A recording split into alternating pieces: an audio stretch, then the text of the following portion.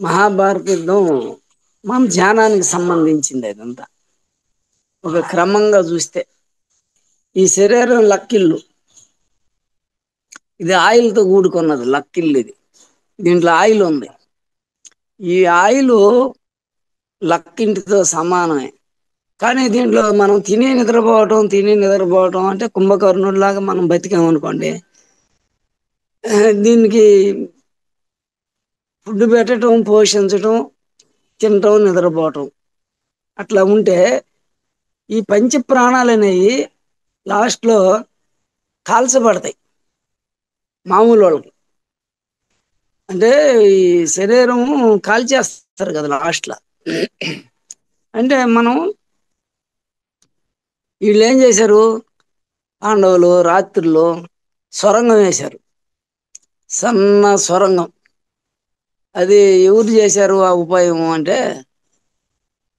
విదురుడు ఒక అతన్ని పంపించి, అతను దాంట్లో నైపుణ్యం కలిగిన వాడిని. విదురుడు అంటే మన చంద్రస్వరంలోనే ఉండే జ్ఞానం. చంద్రస్వరంలో జ్ఞానం ఉంది, అజ్ఞానం ఉంది, యోగం ఉంది, భోగం ఉంది. అంటే శుక్రాచార్యుడు చంద్రస్వరం. శుక్రాచార్యుడు అభిషేకాలు చేస్తాడు, శివుడికి యజ్ఞాలు చేస్తాడు. మళ్ళీ అతను ఈ త్రాగుడు, వ్యభిచారాన్ని ప్రోత్సహిస్తాడు. అంటే రాక్షసులకి రెండు గుణాలు ఉన్నాయి, వాళ్ళు శివభక్తి ఉంటుంది, ఇది ఉంటుంది. అందుకని దాంట్లో మంచి చెడు అంటే ధృతరాష్ట్రుడు అనే అజ్ఞానం, శరీరాన్ని పోషించుకోవాలనే వాళ్ళందరూ ధృతరాష్ట్రులే. అంటే దైవత్వమే లేకుండా ఎప్పుడు ఈ అస్థికలతో తయారైన ఈ శరీరం మీద భ్రాంతి, ఈ శరీరాన్ని పోషించి ఇది కోరినట్టు జీవితం గడిపేవాళ్ళు, ఇంద్రియ సుఖాలతో ఉండేవాడల్లా ధృతరాష్ట్రుడు. వాడికి కలిగే ఆలోచనలు, కోరికలే వాడికి పుట్టిన ఆలోచనలే వాడికి పుట్టిన కౌరవులు 101 మంది. అందువల్ల వీళ్ళు ఉన్నారు. వీళ్ళకంటే ముందు వీళ్ళు కూర్చోరంటారు కదా, దుష్ట చతుష్టయం, దుర్యోధనుడు, దుశ్శాసనుడు, శకుని, కర్ణుడు, వీళ్ళు నలుగురు దుష్ట ఆలోచనలు, దుష్ట ఇదిలోనే ఉంటారు వాళ్ళు. అంటే ఇంద్రియ సుఖాలు, వ్యామోహాలు, ఈర్ష్య, ద్వేషాలు.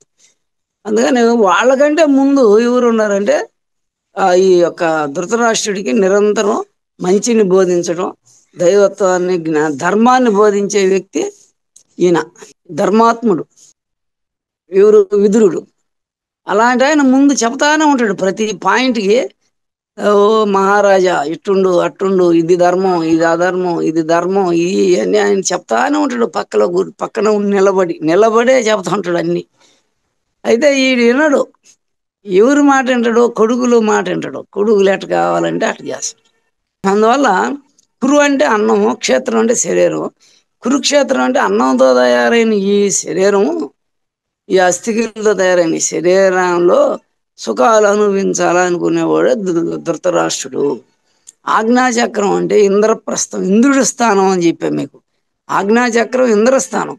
ఇంద్రస్థానంలో మనసు పెట్టి ధ్యానం చేసేవాళ్ళు ఇంద్రప్రస్థంలో ఉన్నాడు. ఈ భీష్ముడు తాతలు ముత్తాతలు వాళ్ళంతా కూడా చంద్రవంశమే. కాకపోతే వాళ్ళందరూ ఇంద్రప్రస్థంలో ఉండి పరిపాలన చేశారు. అదేవిధంగా కృష్ణుడు సంతతి మనవణ్ణి ఇంద్రప్రస్థానికి రాజుని చేశాడు ధర్మరాజు. లాస్ట్లో వాళ్ళు ఇంకా ఉత్తరానికి ప్రయాణం కట్టినప్పుడు ఇంద్రప్రస్థానికి కృష్ణుడు మనవణ్ణి. ఎందుకంటే వాళ్ళు జ్ఞాన పరంపర, అది జ్ఞానం చూడండి. అట్లా ఇదంతా ఎట్టుందంటే మన లోపలే ఈ ఇంట్లో మనం ఉన్నాం. దీన్ని వదిలిపోయే లోపల కన్నం వేయాల. దీంట్లో కాలిపోకూడదు పంచ ప్రాణాలు. కన్నం వేసి వాళ్ళు ఒక అడవిలోకి సురక్షితంగా ముందుగానే జంప్ అయిపోయారు. శరీరంలో ఉండగానే పంచ ప్రాణాలు బయటికి వెళ్ళి. అంటే కన్నం అంటే ఏంది, సుష్మునాడి. మనం సమస్వరం చేసేటప్పుడు కింద చక్రాలకి ఆటోమేటిక్గా సుష్మునాడి యాక్టివేషన్ అవుతుంది, రంధ్రం పడిపోతుంది. మూలాధారానికి ఇప్పుడు నేను చెప్పినాను కదా మెయిన్ ప్రాక్టికల్. రెండు స్వరాలు మూలాధారానికి. మూలాధాರದ బ్రహ్మరంధ్ర పర్యంతం, బ్రహ్మరంధ్రాద మూలాధార పర్యంతం, మూలాధాರದ బ్రహ్మరంధ్రం గతాగత రూపేణ ప్రదక్షిణ ప్రణామ్యహం. అంటే నువ్వు రెండు స్వరాలు మూలాధారాన్ని లాక్కపోవడం, అక్కడ ఆపి మళ్ళీ వెనక్కి తిరుక్కోవడం, దక్షిణానికి పోవడం, మళ్ళీ ఉత్తరానికి రావడం, మళ్ళీ ఉత్తరం నుంచి దక్షిణం పోవడం, మళ్ళీ దక్షిణా నుంచి ఉత్తరం రావడం. ఆడేం బిగబట్టేది ఏం లేదు, పోయి తిరుక్కో రావటం, ప్రాణాన్ని తీసుకోపోవటం, ఆడదాకా మళ్ళీ వదలటం, సహస్రారంలో నుంచి వదిలేయటం, మళ్ళీ ఆజ్ఞా నుంచి లాక్కోవటం. ఇదే ఉత్తర దక్షిణాయనాలు జరుగుతూ ఉండేవి. ఆ బుద్ధి అనేది బ్రహ్మాండంలో ఎట్ట ఉందో నువ్వు అట్ట ఉండాలని శాస్త్రం. కృష్ణుడు చెప్పింది. నన్ను అనుసరించకపోతే వాడు అధోగతి, వాడు పాప లోకాలకు పోతాడా, పాప అయిపోయి వాడు అధో లోకాలకు పోతాడు. పాప లోకాలు అంటే వాడు కష్టాలు, అంటే ఆత్మ అనేది క్షోభ అవుతుంది, క్షోభ పడుతుంది మళ్ళీ శరీరం నుంచి వచ్చినాక. అధోగతి, ఉత్తమ లోకాలకు పోడు. ఎవడైతే ఈ సూర్యుడైన బుద్ధి, ఈ భూమి అంటే ఈ శరీరంతో సమానం, ఈ భూమి కూడా. ఈ భూమికి ఉత్తర దక్షిణాలు ఎట్లయితే ఈ భూమి ఇది అవుతుందో, ఉత్తర దక్షిణాయనాలకి తిరుగుతూ ఉందో సూర్యరథం, మనం బాహ్యంగా మనం ఊహించడం. సూర్యుడు కదలడు, భూమి అటు ఇటు కదులుతుంది, కానీ సూర్యుడు కదులుతున్నాడని మనం అనుకుంటున్నాం. కానీ ఈ ప్రాణం అనేది ఈ మనసుతో సమస్వరం రామని రమిస్తూ ఉండాలి. రామతత్వాన్ని మూలాధారానికి సహస్రారానికి, మూలాధారానికి ఈ రామ రమి అయితే శ్రీ పుడుతుంది. శ్రీ అంటే అరుణకాంతి వస్తుంది. ఇప్పుడు మనం లక్కింట్లో నుంచి హోలేసి బయటకు పోయారు కాబట్టి అడవిలోకి, వాళ్ళు రంధ్రం ఏర్పడినాక ఈ మాంసాహారం అనే ఒకడు ఉండడు, హిలంబాసురుడు మాంసాహారి. మనలో ప్రతి ఒక్కరు హిలంబాసురుడు ఉంటాడు. కానీ దాన్ని వద్దనుకున్న వాళ్ళు జయించినట్టు. హిలంబాసురుని జయిస్తే శక్తి వస్తుంది. వాడి చెల్లెలే వాడి శక్తి, వాడంతా వాడి చెల్లెలు, అదే గుణం. కాదే ఆ చెల్లెలు వాడిని చంపినాక ఆ చెల్లెలు వీడిని పెళ్లి చేసుకుంటుంది. అంటే శక్తి పుడుకుంటుంది. పుడుకున్నప్పుడు ఎవరు పుట్టారు? ఘటోత్కచుడు పుట్టాడు. ఘటోత్కచుడు ఒక కొడుకు కూడా ఉన్నాడు. మళ్ళీ ఘటోత్కచుడికి భారత యుద్ధం అయినాక ఒక కొండ మీద ఉంటాడు ఘటోత్కచుడు కొడుకు. అందరూ మేము గెలిచాం అనుకొని పోతాం అంటే పాండవులు, వాడు చెప్తాడు కొండ మీద నుంచి, నాయన మీరేం గెలవలేదు, ఆ శ్రీకృష్ణ భగవానుడు, ఆ విష్ణుమూర్తి, ఆయన సుదర్శన చక్రం తిరుగుతానే ఉందరా యుద్ధం అయిందాక. ఆ యొక్క చక్రం యొక్క ప్రభావంతో ఈ అజ్ఞానులంతా నశించిపోయారు. ఆ తేజస్సు వలన ఆ చక్రం నిరంతరం తిరుగుతా ఉంది కురుక్షేత్ర యుద్ధంలో, పైన రౌండ్ అప్ చేస్తానే ఉంది అంతా. అందువల్ల ఈ తేజస్సు సుదర్శనం అంటే, అంటే మంచి దర్శనం, అది పరమాత్మ. సుదర్శనం అంటే ఆజ్ఞాచక్రంలో ఉంటుంది, మనకి నాభిలో ఉంటుంది, చేతల్లో కాళ్ళల్లో కూడా ఆ పవర్ అనేది, అది బాహ్యంగా సుదర్శనం. అందువల్ల మనకి ఈ పాండవుల్లో భీముడు హిలంబాసురుని చంపి హిడంబి అనే చెల్లెల్ని పెళ్లి చేసుకుంటాడు. హిలంబాసురుడి చెల్లెల్ని పెళ్లి చేసుకొని ఘటోత్కచుడిని అంటాడు. సరే ఆమె అట్ట ఉంటుంది అనుకో పక్కన. ఇప్పుడు ఏ నుంచి ఏక చక్రాపురం పోతారు, భిక్షాటన చేసుకొని వీళ్ళు ఆడ ఉంటారు. అక్కడ బకాసురుడు ఉంటాడు. అంటే మనం తిండిపోతానమే బకాసురుడు. కడుపు నిండా తింటాం, నిద్రపోవటం, పిల్లకాయలు కంటాం, కడుపు నిండా. ఇదే పల్లెటూరులో చేసేది. ఏంది? తింటాం, అన్ని రకాలు తింటారు, ఆమెను పుష్టిగా తింటారు, ఆమెను పనులు చేసుకొని నిద్రపోవటం, పిల్లకాయలు కంటాం, నిద్రపోవటం. వీళ్ళు అప్పుడప్పుడు ఒకడు ఊరు బయటకు పోతానే ఉంటాడు. అదే వాడు బకాసురుడు ఉంటాడు ఊరు బయట శ్మశానంలో అని అర్థం. ఆ బకాసురుడికి ఏం సమర్పిస్తున్నాడు? వీడు ఎంత అన్నం తింటున్నాడు రోజు, అదంతా లెక్క 60-70 ఏళ్ళు వచ్చిందాక వీడు తిన్నదంతా ఇంత అన్నం, ఇంత సాంబారు, ఇంత పప్పు పులుసు, ఇంత పెరుగు తింటాడు. ఇదంతా ఆడ పంపించినట్టే. వాడు ఇంత తిన్నదంతా ఎత్తుకుపోయి ఆడ బకాసురుడే పాలైపోతాడు. శ్మశానమే బకాసురుడు.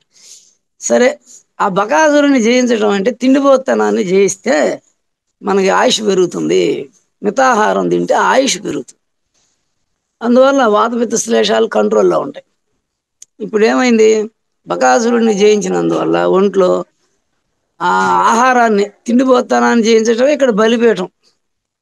సరే, ఈ లక్క ఇంట్లోంచి బయటపడిపోవటమే నువ్వు అది గుళ్ళో పెద్దది ఉంటది కదా బయట, గాలి గోపురం. గాలి అంటే గోపురం. గాలి అంటే పైకి ఎత్తుగా ఉంటది కాబట్టి, వాయుతత్వం పైకి పోయి ఉంటది కాబట్టి ఎత్తుగా దాన్ని గాలి గోపురం అంటారు. బయట ఓపెన్లో పెట్టరు. గాలి గోపురం అంటే ఓపెన్లో ఉంటుంది. అదే శరీరం. అది ఈ శరీరంలో అక్కడేముంటాయి, శృంగార బొమ్మలు ఉంటాయి, భక్తి దేవుడి బొమ్మలు ఉంటాయి. దాంట్లో ఒక లైన్ లెట్ట, ఒక లైన్ లెట్ట అంటే రెండూ ఉన్నాయి. ప్రతి ఒక్కరి జీవితంలో రాత్రులు శృంగారం అనుభవిస్తాడు, పొగులు పూజ భక్తి పురాణాలు చదువుతాడు సంతానోత్పత్తి కోసం. అంటే దాని అర్థం ఏంది, అది వదిలేయాలని. శారీరక సుఖాలు శారీరకంగా చేసే అన్ని వదిలేస్తేనే నువ్వు బలిపీఠం కాడికి వస్తావు. బలిపీఠాన్ని జయించినప్పుడు ఆ తిండిపోతానం జయించడం బలిపీఠం, అక్కడే బలి అయిపోతామండి. దాన్ని జయించిండు భీముడు, అంటే పాండవులు. భీముడు జయిస్తే పాండవులు జయించినట్టే. అప్పుడు ధ్వజస్తంభం అంటే తిండిపోతానం ఉన్నంతసేపు వాడు కామక్రోధాలు పీడిస్తాయి. ఎప్పుడు మితాహారం తీసుకున్నాడో వాడు కీచుకుడు కాడిపోయారు. కీచుకుడు అంటే ఎవరు, మత్స్య దేశం అంటే ఏంది, స్వాదిష్టాన్ని చక్రం. మత్స్యం ఏడుంటుంది, జలంలో ఉంటుంది, అంతే కదా. జలం ఏడుంది మన లోపల, స్వాదిష్టాన్ని చక్రం. అంటే స్వాదిష్టాన చక్రంలో మత్స్య దేశానికి పోయారు వీళ్ళు. సంవత్సరం రోజులు అజ్ఞాతవాసంలో పోయారు. అంటే వీళ్ళ పరాక్రమాలన్నీ వదిలిపెట్టి వీళ్ళ దాంకున్నారు పోయి. అప్పుడు ఈడేం కండిషన్ పెట్టాడు దుర్యోధనుడు, మీరు కానీ ఆడ బయటపడితే సంవత్సరంలో మళ్ళీ 14 ఏళ్ళు అరణ్యవాసం పోవాలి. అంటే మీరు మా ఈడకు రాకూడదు, రాజ్య భాగం అడగకూడదు, మీరు ఈడ పెత్తనం ఇయ్యం, మళ్ళీ మీరు 14 ఏళ్ళు పోవాలి బయటపడితే అని సంవత్సరం రోజులు అజ్ఞాతవాసం పెట్టాడు. అంటే అజ్ఞాతవాసం అంటే వీళ్ళ పరాక్రమం అనేది బయటపడకూడదు ఆడ. అందుకని వీళ్ళకి 5 మంది ఉండే ఆయుధాలంతా కట్టగట్టి ఎక్కడ పెట్టారు, పైన పెట్టేశారు. ఎక్కడ పెట్టారు, 5 జమ్మి చెట్టు మీద పెట్టారు. జమ్మి చెట్టు అంటే దాంట్లోకి ఎవరు పాలేరు, ఆడికి అంతా ఇవి ఉన్నాయి, ఏంది ముళ్ళు ఉంటాయి. అది పెద్ద ఇది అనమాట, అది చిన్నది కాదు. ఆకు క్యాన్సర్ కూడా పోద్ది అది కానీ రోజు 4 ఆకులు నీళ్ళల్లో వేసుకొని ఆ జమ్మాకు కానీ నీళ్లు తాగితే క్యాన్సర్ రాదు జీవితంలో కూడా. అట్లాంటిది అది. ఎప్పుడన్నా ఒక వారం జమ్మాకు నీళ్ళల్లో అట్లా వేసుకొని తాగితే అంత పవర్ఫుల్ జమ్మి. అప్పుడు వీళ్ళు ఆ మత్స్య దేశంలో పోయి ఉన్నప్పుడు వాళ్ళ పేరు ఆ మత్స్య విరాట్ రాజు. వాడు బామ్మర్ది, అంటే ప్రియమైనడు బామ్మర్ది. వాడు కీచుకుడు. నీకు స్వాదిష్టాన చక్రమే కదా శ్రీవ్యామోహం. అందుకని ఆడెవడు ఉంటాడు స్వాదిష్టాన చక్రంలో, కీచుకుడు ఉన్నాడు. శ్రీభ్రాంతి శ్రీవ్యామోహం. అందువల్ల ఈ అందమైన స్త్రీ అంటే మూలాధారంలో ఉండే కుండలిని శక్తి ఆమె యాక్చువల్గా. కానీ ఆమెని వాడు మోహించాడు కీచుకుడు. ఇక్కడ బకాసురుడిని సంపబట్టి తిండిపోతనాన్ని, ఆ ఒంట్లో ఉండే ఆ పొగురు, ఆ ఆ పశుతత్వాన్ని జయించాడు కాబట్టి బకా ఈ భీముడు ఈజీగా వాడిని చంపేశాడు. ఎవరిని, కీచుకొని. కీచుకొని చంపినాక కామవాంచి పోయినాక అప్పుడు ఉత్తర గోగ్రహణం జరిగింది. అంటే దక్షిణానికి పంపిస్తున్నారు, ఇంద్రియాలను తోలుకోపోతారు వీళ్ళు కౌరవులు. ఎంతసేపటికి ఇంద్రియాలను దక్షిణం మళ్ళీ కోరికలు సుఖాలు. అయితే ఉత్తర గోగ్రహణానికి ఉత్తరం మళ్ళీ ఇవ్వాలి పాండవులు. అంటే ఆ సహస్రారానికి శ్వాసనే పైకి మళ్ళీ ఇవ్వాలి. మూలాధారాన్ని నుంచి సహస్రారాన్ని తీసుకుపోవాలి, సహస్రారాన్ని నుంచి మళ్ళీ మూలాధారాన్ని సహస్రారాన్ని. అంటే ఉత్తరానికి ఇంద్రియాలను మళ్ళిస్తే ఇంద్రియ నిగ్రహం వస్తుంది. గోవింద గోవు ఇందా నీకు ఇస్తున్నా. గోవు అంటే కర్మేంద్రియాలు జ్ఞానేంద్రియాలు. కర్మేంద్రియాలు అంటే ఏంది, ఆవులు గోవులు. గోవు అంటే ఇంద్రియాలు. జ్ఞానేంద్రియాలు గోపికలు. ఆయన పిల్లను గురువు అంటే ఎన్నుపోస. కృష్ణుడి చేతిలో అర్జునుడి చేతిలో ఉండే గాంధీవం కూడా ఎన్నుపోసే. ఈయన గాంధీవదారి ఎప్పుడు అర్జునుడు. అంటే ఎప్పుడు కూర్చొని శ్వాసను ఎన్నుపోసలో లాగి కిందకి పైకి వదులుతా ఉండేది విద్య ధనుర్విద్య. దీన్ని అందరు చేశారు. అందువల్ల ఇప్పుడు మనకి ఉత్తర గోగ్రహణం కూడా జరిగిపోయింది. ఈ అర్జునుడు ఎప్పుడు ఆ గాంధీవాన్ని పట్టుకునేవాడు, పడుకో సంవత్సరం రోజులు నపుంసుకుడేవాడు కూడా. అంటే మామూలు మనిషి కింద లెక్కే అర్జునుడు. ఎప్పుడు ఆ గాంధీవాన్ని దింపి ఉత్తర కుమారుడిని దింపమన్నాడో, గాంధీవాన్ని దింపబోయే కింద కానీ ఆ గాంధీవాన్ని ఇట్ట పట్టుకున్నాడో మగతనం వచ్చింది. మగతనం అంటే మగవాడు అంటే స్త్రీ పురుషులు అనేది శారీరకంగా కానీ పవర్లో లేదు. పవర్ ఏం పవరు?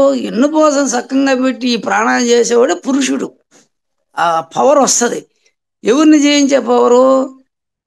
భీష్ముణ్ణి, ద్రోణుణ్ణి, కృపాచార్యుణ్ణి, అశ్వత్థామ, దుష్ట చతుష్టయాన్ని, దుర్యోధనుణ్ణి, దుశ్శాసనుణ్ణి, కర్ణుణ్ణి, శకుణ్ణి స్తంభింపజేసే శక్తి వచ్చింది ఆయనకి.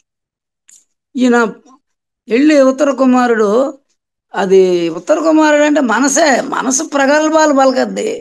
ఉత్తరుడు అనేవాడు ఎవడు? మనసుతో మాట్లాడేవాడు. నేను అది చేస్తా, ఇది చేస్తా, సంపద పొడొస్తా, నేనంటే ఏందని మీసాలు దూతుంటారు కొంతమంది. నేనంటే ఏంది, నేనంటే వాడంతా మనసు. ఉత్తర కుమారులు వీళ్ళందరూ. అర్జునుడు అటు కాదు, ధనస్సుని పట్టుకున్నాడు అర్జునుడు.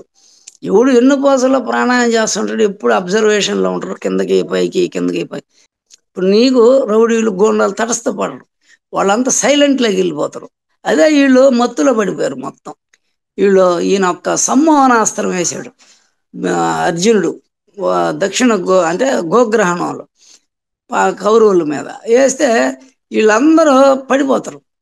వాళ్ళ తల భాగాలు కూడా కత్తిరించుకొని వస్తాడు వీడు ఉత్తర కుమారుడు పోయి అప్పుడు ఈజీగా వాళ్ళ దగ్గరికి పోయి. వాళ్ళని చూస్తేనే బెదిరి పరిగెత్తినోడు ఉత్తర కుమారుడు.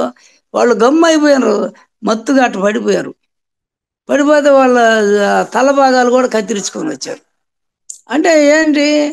ఎవరైతే ఎన్నుపోసలో ఇది చేస్తారో, ధనుర్విద్య చేస్తారో, వాళ్ళ జోలికి రాజులు కాదు, రౌడీలు కాదు, గోండాలు కనెక్షన్ ఉండదు అనుకో మనకి. వాళ్ళు ఎదురుపడరు మన. అది ఇక్కడ జరిగింది. వాళ్ళు సైలెంట్ అయిపోతారు, దూరంగా ఉంటారు. ఇప్పుడు ఏం జరుగుతుంది? ఉత్తర గృహగ్రహణం అంటే పైకి, ఉత్తరాయణం అంటే సహస్రారం, సహస్రారం వైపే మనసుని, ధ్యానాన్ని మగిలించి మనం చేయటం, ఇంద్రియాలని కంట్రోల్ చేసుకోవటం. అలా ఉత్తర గృహగ్రహణం అంటే కంట్రోల్ చేసుకోండి ఇంద్రియాలు. అప్పుడు ఏమైంది? ఇంకా ఉత్తర గృహగ్రహణం ఇంకా వీళ్ళు వచ్చి యుద్ధం ప్రకటిస్తారు. యుద్ధం ప్రకటించినాక ఆత్మబోధ జరగద్ది. వీళ్ళకి వచ్చి స్వయంగా కృష్ణుడు ఆత్మబోధ చేస్తాడు. అయ్యా మీరు ఇచ్చేయండి అర్థం, తిండి మీరు తక్కువ తినండి, అంటే సగం తిని మీరు ఇది చేయండి, పూర్తిగా తినొద్దు.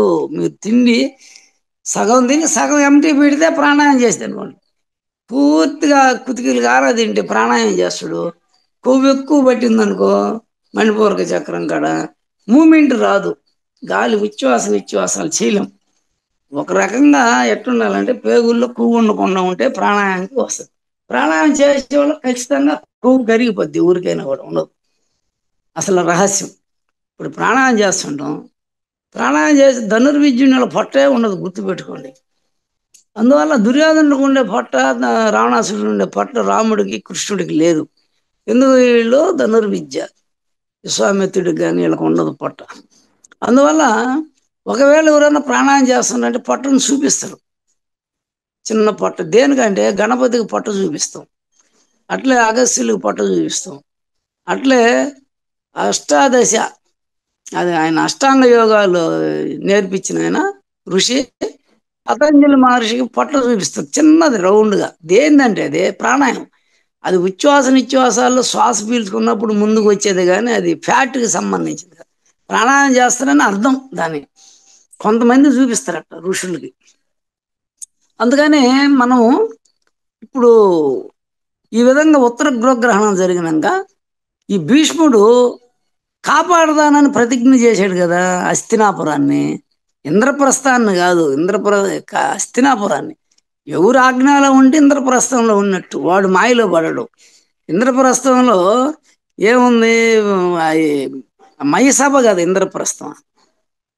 ఈ కౌరవులు పడిపోయారు, గుంటల్లో పడారు, తలబగలు కొట్టుకున్నారు. అంటే ఉన్నది లేనట్టు, లేనిది ఉన్నట్టు భ్రాంతే మయసభ. ప్రతి కుటుంబం ఒక మయసభే, ప్రతి ఇంట్లో ఒక మయసభే. ఈడు ఏడన్నా ఫ్లాట్లు కొని మోసపోతాడు, ఇల్లు కొని మోసపోతాడు, సిటీ లేచి మోసపోతాడు. ఇదంతా మైసభ. ఉన్నది లేనట్టు లేనిది అంటే భగవంతుడు ఉన్నాడు, మా సంసారం లేదు, ప్రకృతి లేదు, మాయ. ఈ సంసారం కోసం పాకులాడే వాళ్ళందరూ ఈ దుర్యోధన లాంటి వాళ్ళు కాబట్టి, వీళ్ళు కౌరవులే కాబట్టి, అజ్ఞానులు కాబట్టి వీళ్ళు పడతానే ఉంటారు, మోసపోతానే ఉంటారు చాలా చోట్ల. అందుకని ఇదంతా ఎట జరుగుతుంది నిరంతరం. దయాలు లేస్తానే వాళ్ళు ఎవడు శకునే దయాలు వేస్తానే ఉంటాడు. దయాలంటే ఏంది? ఎన్ని పూసలో సూర్య చంద్రస్వరాలు రెండు. ఎన్ని బొక్కలు ఉన్నాయి? 6 ఉన్నాయి కింద ఆజ్ఞాచక్రం నుంచి. ఒక చంద్రస్వరం మూలాధారం, స్వాధిష్టానం, మణిపూరకానికి చెందింది 3 బొక్కలు. సూర్యస్వరం, హృదయ కమలం, అనాహతం, ఆజ్ఞాచక్రం, ఇది 3 బొక్కలు. మళ్ళీ 2 ఈ శ్వాస మొదట ఏడపోతుంది, మూలాధారం నుంచి సహస్రానికి పోతుంది కాబట్టి 6 ఉంటాయి మనకి. అంటే షట్చక్రాలు అన్నారు. ఆజ్ఞా నుంచి సహస్రాన్ని ఒకటే పెట్టి ఒకటిగా తీసుకొని 6. ఈ దాయాలు నిరంతరం పడతానే వాళ్ళ ఉచ్ఛ్వాస నిశ్వాసాల దాయాలు ఆడతానే వాళ్ళ మనమా. ఇది ఎడం ముక్కో కుడి ముక్కో, ఎడం ముక్కో కుడి ముక్కో, ఏదో ఎక్కడో చోట కింద నుంచి 6 నుంచి మూలాధారం, మళ్ళీ స్వాధిష్టానం, మళ్ళీ హంసజపం మారిపోతా ఉంది కదా, మణిపూరకం, మళ్ళీ హృదయ కమలం, కంఠానికి పైకి వెళ్ళిపోతాం. ఈ శ్వాస మారుతుంది కాబట్టి మళ్ళీ ఉదయం కిందకు వస్తుంది కాబట్టి నిరంతరం ఈ దయాలు వేసినప్పుడు మోసం చేస్తారు. ఇది ఎవరు? కృష్ణుడు మోసపోడు. కృష్ణుడు రాల రంగంలోకి, దాంట్లో లేడు అసలు. ఈ పాండవులే మోసపోయారు. వీడు మోసం చేయాలనే మనస్తత్వం శకునికి ఉంది కాబట్టి వీడు అది ఆడతాడు. ఆడేవాడు ఇప్పుడు సీటీలు వేసి మోసం చేసేవాళ్ళు కాడి నుంచి అన్ని రకాల మోసాలు చేసేవాళ్ళు ఉంటారు పబ్లిక్లో. అదంతా వాళ్ళని దింపుతారు ముగ్గులేకి. ముందు సీటీలు వేసి ఇస్తారు, మళ్ళీ వెనక ఎగబడతారు. అట్లా వాడు అంతా వడ్డీకి తీసుకొని ఇస్తా ఉంటాడు ముందు వడ్డీలు, తర్వాత అసలు ఎగర కొడతాడు. ఇట్లా ఉంటాయి ఇవన్నీ. అందువల్ల మనం ఫస్ట్ భీష్ముడు ఈ కౌరవులు అంటే కురు రాజ్యం అంటే కౌరవ రాజ్యం. కౌరవ రాజ్యం అంటే అస్తినాపురంని కాపాడతానంటున్నాడు. దాని మీద భ్రాంతి వద్దు, ఆ భ్రాంతే భీష్ముడు. తీసేయి ముందు భీష్ముడిని అయితే. దుశ్శాసనుడు ఈ శ్వాస లౌకికంలోనే పిల్లల్ని కనేదానికో, ఉద్యోగం వ్యాపారం చేసేదానికో శ్వాసను ఉపయోగిస్తే దుశ్శాసనుడు. చెడు శాసనాలు చేసేవాళ్ళు వీళ్ళంతా బయట. అందుకని అది నిలబడిపోవాలి. అంటే ధ్యానంలో కూర్చున్నప్పుడు ఏంది, శ్వాస ఆగిపోద్ది, కిందకు దిగదు. అంటే శ్వాస లయం అయిపోద్ది. 3 బంధనాలు పడతాయి. మూలబంధనం, వడ్డాణ బంధనం నాభికాడ, మూలాధారంలో మూలబంధనం పడుద్ది, మళ్ళీ వడ్డాణ బంధనం పడి కంఠంలో జలంధరం పడుతుంది. 3 బంధనాలు పడినప్పుడు ఎవరు ఎగిరిపోయారు? ఇప్పుడు శ్వాస కింద లంగ్స్లోకి రాదు కదా, ఆజ్ఞలోనే ఆడుతుంటది పైన. అంటే పరలో ఆడితే పరమహంస, కింద ఎవరిని జయించినట్టు? దుశ్శాసనాన్ని జయించినట్టు. తర్వాత ఇంకా ఈడు బామ్మర్ది భార్య మీద మోజు ఉండేదే వాడు జయద్రథుడు. వాడిని క్షమించకూడదు, అక్కడ లేపేయాల ధర్మరాజు. ఆమెను బలాత్కారం చేసినప్పుడు లేపేసేయాలి ఆయన. ఆ క్షమాగుణం ప్రతి ఒక్కరిలో ఉంటది కదా, దాన్ని ఆ పానీ లేరా అన్నాడు. వాడు గుండు చేసి వదిలేరు. వాడు శివుని తపస్సు చేశాడు. వాడు సైంధవుడిగా పాండవుల్ని ఒక పూట నేను ఒకరోజు నిర్బంధించే శక్తి ఇస్తాడు. అంటే అర్జునుని తప్పక నలుగురిని ఆపే శక్తి. అదంతా ఈ భార్యాభర్త సంయోగంలో ఆ శ్వాస తప్పక మీని బిగబట్టే స్త్రీతో ఆ సంభోగం చేస్తాడు పురుషుడు. ఈ 4 వాయువులను బిగబడితేనే సంభోగం చేయగలడు స్త్రీతో. అందువల్ల ఈ భార్యాభర్త అన్యోన్యతలో అక్కడ ప్రాణమే ఉండాల్సిందే కదా. అందుకని అర్జునుడిని తప్పక నలుగురిని ఆపేది ఒక పూట అట్లా ఇచ్చాడు ఆయన. ఎవరు? ఈశ్వరుడు వరం. దానికి ఏంది, అభిమన్యుడు ఆ రోజు చనిపోయాడు. అంటే వీడు బామ్మర్ది భార్య మీద మోజు ఉండేవాడు. ఆ అభిమానాన్ని చంపుకున్నట్టే. అభిమానాన్ని చంపుకోవడం అనేది అర్జునుడు అంటే మనసు కదా, ఒప్పుకోల. వాడిని 24 గంటల్లో కానీ నేను కానీ అంటే ఆ కోరిక, ఆ వ్యామోహం, ఆ భ్రాంతి, ఆ మోజు ని తీసేసుకోలేకపోతే శరీరం వదిలేస్తానని ఆయన. మన శరీరంలో కౌరవులు ఉన్నారు, పాండవులు ఉన్నారు, కృష్ణుడు ఉన్నారు, అందరు ఉన్నారు. గుణాలన్నీ మనలోనే. అయితే అక్కడ అర్జునుడు పవర్ఫుల్ కాబట్టి ఆయన ప్రాణాయామం చేస్తున్నాడు కాబట్టి ధనుర్విద్యలో ఉన్నాడు కాబట్టి, ధనస్సును ధరించి ఉన్నాడు కాబట్టి ఆయన సాయంత్రం లోపల వాడు తల తీస్తాడు. పొద్దు కొండలో పడితే వాడి బలం పెరగద్ది. ఇక్కడ తాటకి కూడా శ్రీ వ్యామోహమే. పొద్దు అయితే దాని బలం పెరగద్ది నాయన ఏసయ్య అన్నాడు విశ్వామిత్రుడు రాముణ్ణి. తాటకిని పొద్దు కొండలో పడక ముందే ఏసయ్య అంటే వేసాడు, ఎన్కౌంటర్ అయిపోయి. అంటే ఆ గుణాన్ని, ఆ కోరిక శ్రీ వ్యామోహాన్ని తీసేశాడు రాముడు. ఇక్కడ దుశ్చల దుర్యోధనుడి చెల్లెలు కూడా దుశ్చల, ఆమెను కూడా లెక్కలో వేసుకోకూడదు. అట్లా శూర్పణఖ అందమైన స్త్రీయే, తాటకి అందమైన స్త్రీయే. అక్కడ శూర్పణఖ యథేచ్ఛగా వ్యభిచారం చేసే మనిషి. అంటే అక్కడ కూడా రావణాసురుడి చెల్లెలు, వాడెట్ట వ్యభిచారం చేస్తాడో ఆమె. ఆమె ఈడ మన ఆంధ్రాకి పక్కన ఉండే రాష్ట్రంలో ఆమె ఈ ఏరియాలో ఆంధ్ర దీంట్లో పరిపాలన చేస్తాడు. వాళ్ళ అన్న అటుపక్క లంక, తమిళనాడు, కేరళ, కర్ణాటక ఇవన్నీ వాళ్ళ అన్న. అయితే రావణాసురుడి పాలన ఆమె ఈ పక్క ఉండేదంట. ఇప్పుడు ఈ విధంగా మనం ఒక్కొక్కరిని ఆ తల ఎగర కొట్టేశాడు. వాడు నక్కున్నాడంట పొగులు. అంటే పొగులు పనిలో పడినప్పుడు ఆ వ్యామోహం ఉండదు బామ్మర్ది భార్య మీద. పొద్దుగూకినాక కళ్ళు మూసుకొని ఇటు పనుకున్నప్పుడు వాడు విజృంభిస్తుంది ఆ కోరిక. అందుకని వాడు నక్కున్నాడు పొగులు. ఈయన ఎప్పుడైతే చితి పేర్చుకొని అర్జునుడు ఇంకా శరీరం వదులుతానని రెడీ అయిపోయి శరీరం వదులుతాను అన్నప్పుడు అదేదో సూర్యుడు అడ్డపడి అక్కడ అది చీకటి గమ్మింది. అంటే కొందరు ఏంటంటే కృష్ణుడు చక్రాన్ని వదిలిపెట్టాడని, కొంతమంది ఆ రోజు సూర్యగ్రహణం అని కూడా చెప్పారు. అటు అది అట్లా ఆ రోజుకి వచ్చిందంట ఆ టయానికి. అంటే ఈ ప్రకృతి సహకరిస్తుంది మంచి పనులు చేసేటప్పుడు. అప్పుడు ఈడు మరి ఇంకా పొద్దు కొండలో పడిపోయింది, మాట ప్రకారం అర్జునుడు చనిపోతాడు, శరీరం వదులుతాడు అని ఈడు వాళ్ళలో నక్కి దాంకొని ఉన్నోడు బయటకు వచ్చేసాడు. ఆ రోజు జరిగిన యుద్ధం భయంకరమైన యుద్ధం. ఆ ఒక్కరోజు సైంధవ వధ, సైంధవుడు తల ఎగరగొట్టేదానికి జరిగిన యుద్ధం మొత్తం ఆ జరిగిన 18 రోజుల్లోనూ అది ఏదో ఆ కురుక్షేత్ర యుద్ధంలో ఆ రోజు ఉదయం నుంచి అన్ని ఛేదించుకుంటా భయంకరమైన యుద్ధం. గుర్రాలు అలిసిపోయినాయి. అంటే ఇంద్రియాలు ఈ ప్రాణాయామం చేసినప్పుడు అట్లా ఉంటది. ఈ యుద్ధం చేస్తానే ఉన్నాడు ఆయన అర్జునుడు. పాపం గుర్రాలు అలిసిపోయినాయి. మధ్యలో ఒక చోట అట్ట ఆపి ఆయన తమిడి కృష్ణుడు నీళ్లు పెట్టి మళ్ళీ ఎక్కి మళ్ళీ అట్లాంటి యుద్ధం జరిగితే సాయంత్రానికి కానీ వాడి దగ్గరికి చేరి ఆ సూర్యుడికి అడ్డం పెట్టి ఆ సూర్యుడు అట్ట చీకటి గమ్మటం, వాడు బయటకు వచ్చేసి ఆహాహా అని ఇంకా చచ్చిపోతున్నాడు అర్జునుడు అనుకోవటం. అప్పుడు మళ్ళీ సూర్యుడు బయటికి రావటం, అదిగో సూర్యుడు సైంధవుడు అంటే వెంటనే నా తల ఎగరగొట్టి అంటే ఎగరగొట్టేస్తాడు. అంటే ఈ కోరికలే ఒక్కొక్క కోరిక, ఒక సంకల్పం, ఒక తల. మన తలలో కదా సంకల్పాలు పుట్టేది. అందుకని ఇవన్నీ మన ప్రతి ఒక్కరిలో ఉన్నాయి. ఈ దుర్గుణాలు ఉన్నాయి, సద్గుణాలు ఉన్నాయి, ఈ దైవత్వం ఉంది, లౌకిక కోరికలు ఉన్నాయి. అందువల్ల ఈ రెండు ఉంటే ద్విజుడు అంటారు. అది ఇది రెండు. చంద్రస్వరం వల్ల ఇవన్నీ ఉంటాయి, కోరికలు, వ్యామోహాలు. సూర్యస్వరం వల్ల ఆత్మజ్ఞానం. రెండు విడివిడిగా ఆడితే దాంట్లో రోంచేపు దీంట్లో రోంచేపు ఉంటాడు. రెండు ఆడిచ్చినప్పుడు చంద్రస్వరం ఎగిరిపోయింది ఇంకా అరుణకాంతితో. రాత్రి పోయింది కదా, సూర్యోదయం అవుతాని రాత్రి పోయినట్టే కదా. ఇంకా అది అరుణకాంతి వస్తుంది మనకి శరీరం అంతా. నెక్స్ట్ ఇంకా అట్లా దుశ్శాసనుడు పోయిండు. ఇక ఈడ ఉండేది ద్రోణాచార్యుడు. ఆయన ఏమంటే ఆ రోజు ధర్మరాజుని బంధించి సాయంత్రానికి ఇస్తాను ప్రతిజ్ఞ చేశాడు కాబట్టి ధర్మాన్ని బంధించకూడదు గురువు. అందుకని అది చెడ్డ సంకల్పం, ఆ తల తీసేయాల. అందుకని ఆ తల తీసేశారు. ఇంకా కర్ణుడు చెడు పక్కనే ఉన్నాడు కాబట్టి చెవు అనేది లౌకిక విషయాలకే ప్రాధాన్యత ఇచ్చి జీవితం గడిపాడు. కర్ణుని లేపేశాడు. ఎవడైతే సత్సంగాలకి రామాయణ పురాణాలు వింటాడో యూట్యూబ్లో, లేదు బాహ్యంగా పుస్తకాలు చదువుతాడో వాడు కృష్ణుడు పక్క ఉన్నట్టు, దైవం పక్క ఉన్నప్పుడు నిరంతరం.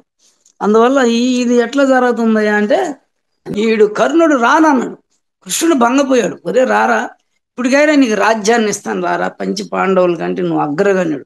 అంటే నీలో ఉండే పంచి ప్రాణాల కంటే గొప్పది చెవు. ఫస్ట్ పుడతాన్ని చెవు వినపడద్దంట. ఫస్ట్ చెవువే.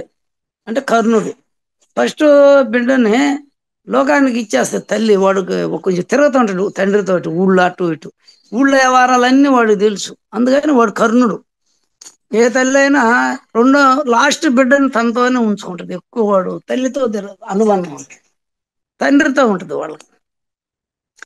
పెద్ద బిడ్డ తండ్రితో తిరుగుతాడు. వాడు కర్ణుడే పెద్దోడు. లాస్ట్ వాడు అంత పట్టించుకోడు, అన్న పెత్తనంలో నడుస్తుంటది కాబట్టి. ఈడు లాస్ట్ వాడు తల్లి. అందుకని ఈ తల్లిదండ్రులు కూడా తండ్రి చనిపోయినప్పుడు పెద్ద కొరువు పెట్టాలని. ఇప్పుడు ఈ విధంగా అక్కడ ఒక్కొక్కరిని కర్ణుడిని జయించేశారు. ఆ చెడు పక్కున్నాడు కాబట్టి వాడు పనికిరాడు, ఎత్తేశారు.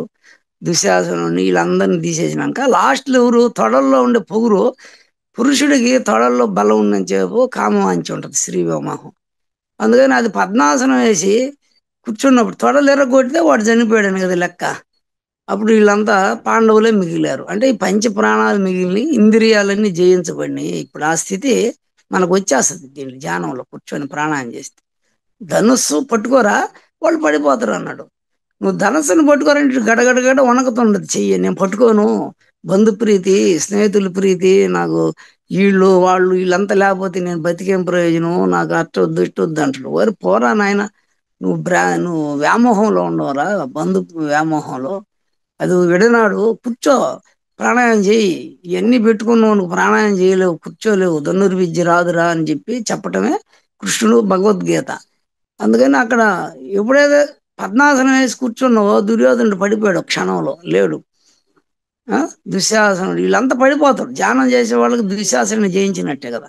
కౌరవుల్ని జయించిన వాడే ధ్యానంలో గంట కూర్చోండి అనుకో, ఆ గంట లేరు వాళ్ళు కౌరవులు. యుద్ధంలో గంట జయించినట్టు. మళ్ళీ లేచాడా అందరూ ఉండరు. అందుకని మనం 3 పూటలు ఎప్పుడైతే ప్రాణాయామం చేస్తామో, ధ్యానం చేస్తామో, 3 పూట్ల 15 నిమిషాలు ధ్యానంలో ఉండొచ్చు, ఒక అరగంట ప్రాణాయామం చేసుకోవచ్చు. కనీసం కొద్దిగా ఇది అది చేసుకుంటా ఉన్నప్పుడు నువ్వు ఈ విద్య అంతా పతంజలి మహర్షి మనకు బయట పెట్టింది. నిరంతరం శ్వాసతోనే ఆయన కిందకి పైకి చేయబట్టి ఆయన పతంజలి మహర్షి అయిపోయాడు. ఇది విషయం. అందువల్ల మనం భారత యుద్ధంలో 1 by 1 పడిపోద్ది ధ్యానం చేసినా ప్రాణాయామం చేసినా. అందుకని అందరూ ప్రాణాయామం కూడా ధనుర్విద్యని మనం పట్టుకుంటే లౌకికంలో రాణిస్తాం. మనం అనుకున్న ఆడ నెరవేరుతుంటాయి. దుష్టులు దుర్మార్గులు దగ్గర రాలేరు.